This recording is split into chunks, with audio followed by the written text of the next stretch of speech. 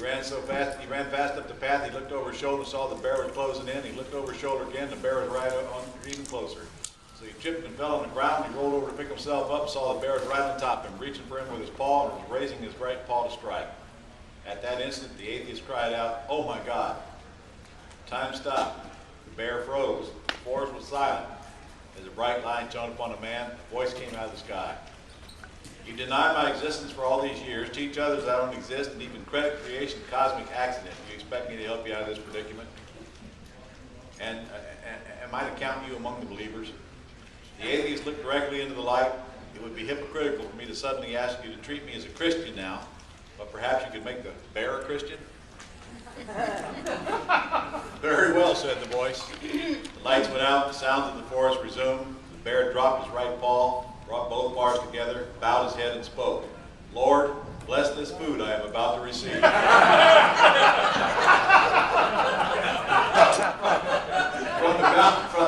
Through the bounty of Jesus Christ our Lord. Okay. What I'm going to do now is I'm going to pretend we're at a luncheon. Can you guys pretend? I'm going to pave the way first. We're at a luncheon that you've arranged to talk to people about private lending. This is a small luncheon. It's held in a decent place.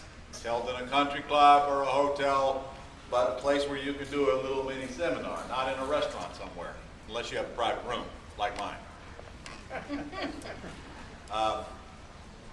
You start by making a list of people that you want to invite, which are likely your friends and relatives, and you use Jay's script to invite them. Do you remember Jay's script? Do you remember it? Because it was a great script. It was. Okay, and frankly, you could have a VA call the people and tell them that you ask them to call and have them read the script and screen them for interest. And then follow that by inviting them to this luncheon. This is a luncheon where you're buying dinner, incidentally.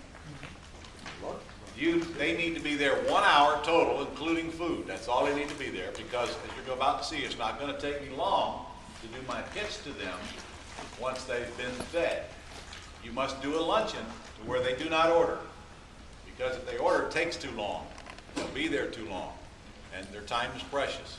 So the luncheon is prepared or a buffet, either one. The lunch's got to go quick. The lunch is just a pain in the neck, frankly. I want to get it out of the way as fast as you can. So get the list. By the way, you can also generate leads as long as you don't do it illegally. You cannot blatantly advertise for private money. If you do, you violate SEC code. And you don't have to. The easiest way is just to write your own list. Now, when you call your list, if they're not interested, you always ask for a referral. That's a mistake people make. They do not ask for referrals. And, you know, if this does not interest you, do you have a friend that you think might like to get a high rate of return on their money that I should call? Yes? Well, good. They'll give you a name to get rid of you. Well, good. Do you mind if I use your name? If you ask for a referral or referrals, you'll get them. Now when you call the referrals, you ask them for referrals. You'll get them.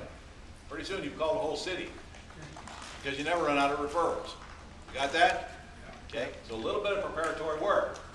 Now, also you can go to places like the Rotary Club and the Kiwanis, wherever they meet and have the 10-minute speeches. Who's a member of the Rotary Club? Okay, a few. Who's a member of any club? All right, whoever gets out of the house here. You ought to go join these clubs, because A, they're great networking groups.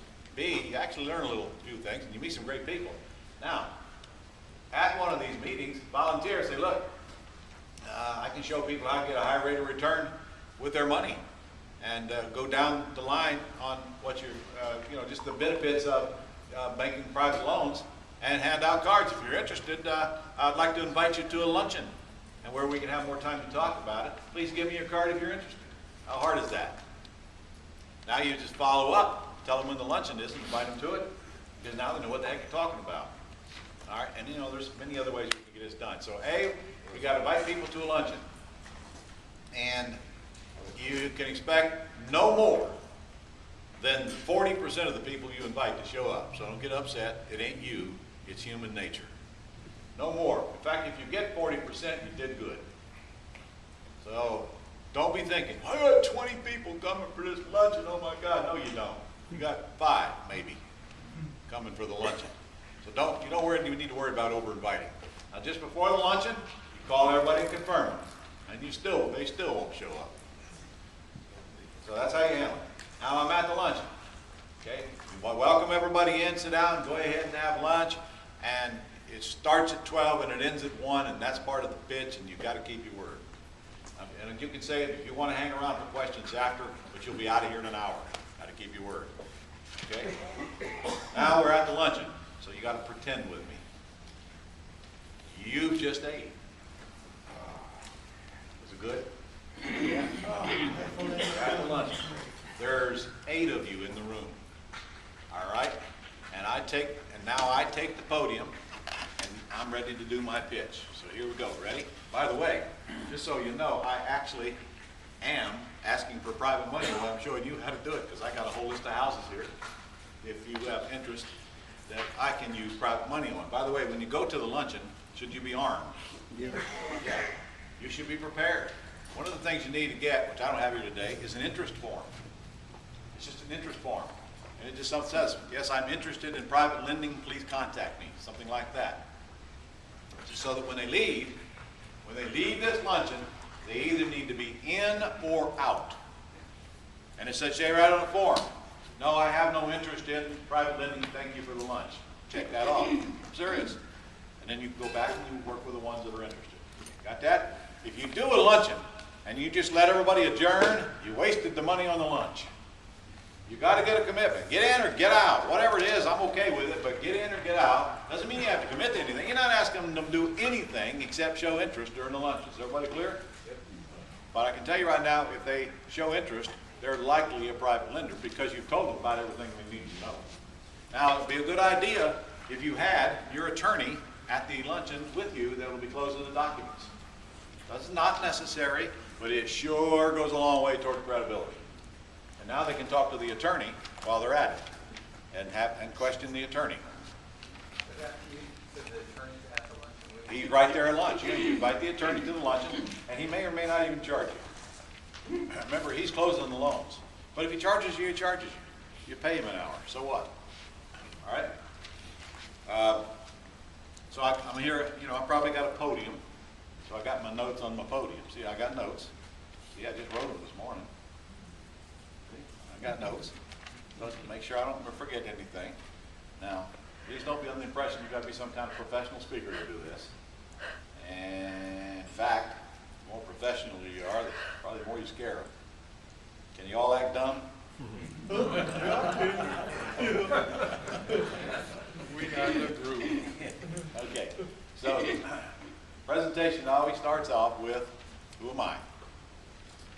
I want to thank you all for coming to lunch today. I know you've got a lot to do. So let me do my thing here, and then I'll let you adjourn and get back to work. And my goal here today is to find out if there's something that I can do to help you, and we'll help each other in the process. First, let me tell you what I do. I buy and sell houses here in Jacksonville. I buy and keep houses here in Jacksonville. I have been doing so for a while. My goal is to take advantage of the foreclosure market that's out there today. I am buying them at a deeply discounted price. And sometimes I put tenant buyers in there and hold on to them for a longer term. Sometimes I renovate them and we cash out of them within a few months. Either way, what makes what I do possible is the use of private money. Private money that I borrow from folks like you, secured by the property. And by doing that, it keeps me out of the banks because there's only so many I can borrow from the banks, and actually the number is 4. And if that's all I can borrow, then I'm out of business. So I have to tap into the individual's money, and of course that's limitless. In return, I pay a nice, healthy return and a very safe loan. So the purpose of this meeting today is to get you a nice, high, safe return on your investment, provide me with the capital that I need to buy more of the real estate that I'd like to buy while we're in this great opportunity that we haven't seen in a long time. What is private lending?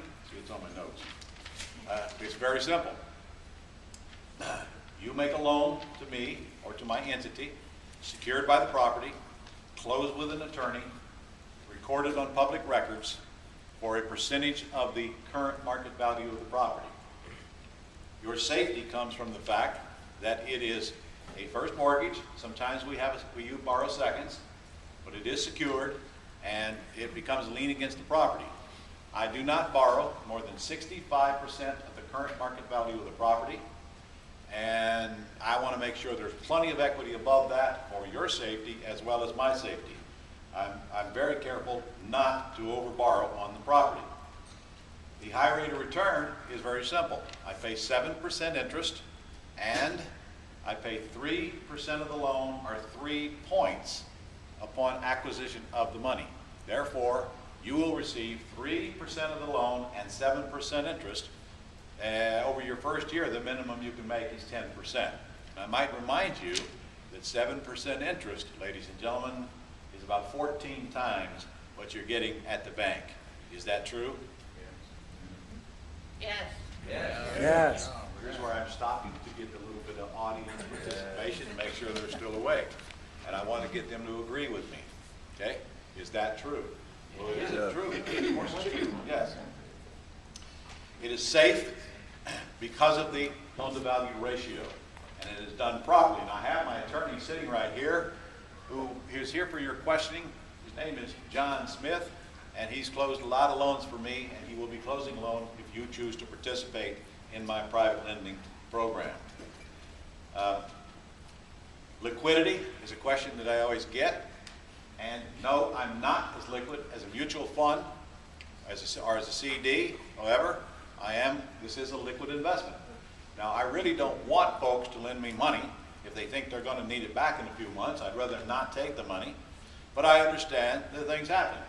So that if you make me a loan and you want to get that money back sometime before the duration of the loan is over, you simply let me know, and within a 30-day period, I will replace your money with someone else's money. Basically what I'll do is I'll arrange for someone to buy your loan instead of paying it off and starting all over. It saves me closing costs. That will cost you 5% of the loan to liquidate if the time comes that you choose to do that. However, please know that if you will make the loan, there's others who will make the loan as well. At a 7% rate of return, safely secured by a piece of real estate, it's not a real difficult thing to find folks who are interested in doing that. By the way, you might want to compare that to what you get in the stock market right now, where your money, I'm sure, is safe.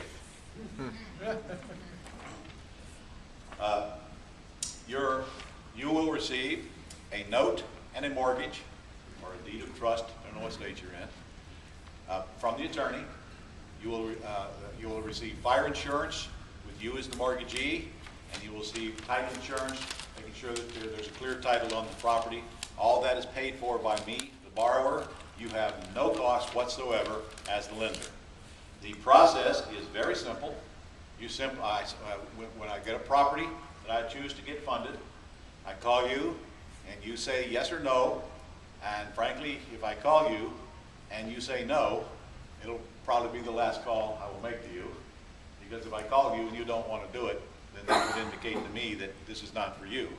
If I call you, I've already done my homework, I know exactly what the loan-to-value ratio is, so at that time you decide for sure whether you're in or out, but I'm just disclosing up front. If I call you and you do choose not to, then I'm going to take you off of the list. I'm sure you understand. Do you understand? Yeah. Okay. I've only got so many properties that I can buy, and I can only do one loan per property.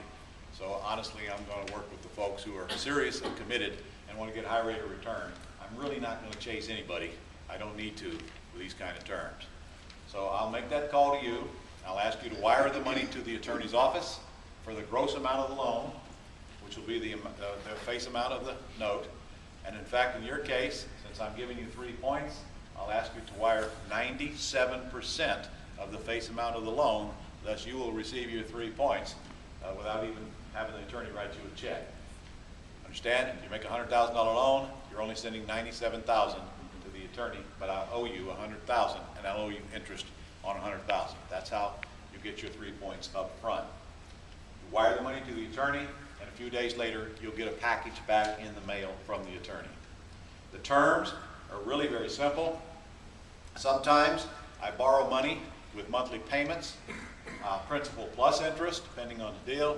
Sometimes I borrow with monthly payments, interest only, and sometimes I borrow with payments accruing on the shorter term deals. For example, if I'm going to buy a house and I'm going to fix it and cash out of it, I'll just make the loan accrue.